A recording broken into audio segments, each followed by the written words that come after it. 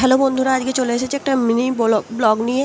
কারণ আমরা যাচ্ছি কর্তামশাই আর আমি আমার রান্নাঘরটার জন্য রং চয়েস করতে, রং কিনতে, আরও টুকটাক কাজ আছে। আর আজকে যেহেতু রবিবার বেরিয়েছি, কর্তামশাইয়ের ছুটি, কিন্তু রঙের দোকানের লোকরাও ছুটি নিয়ে নিয়েছে। রঙের দোকানগুলো সব বন্ধ।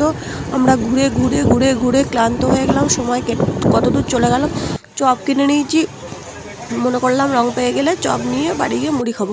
ও বাবা, রং তো আর পাচ্ছি না, চপ ঠান্ডা হয়ে গেল।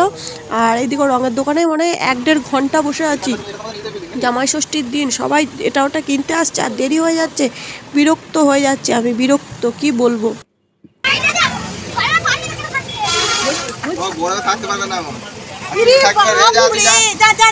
মেয়েটাকে বার করে দিচ্ছে, গরমে থাকতে পারবে না, কি অবস্থা।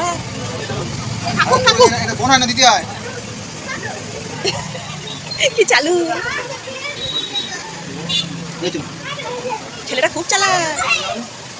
মেয়েটাকে বলি তুই থাকতে পারবি না, এখানে গরম, যা যা বাইরে যা।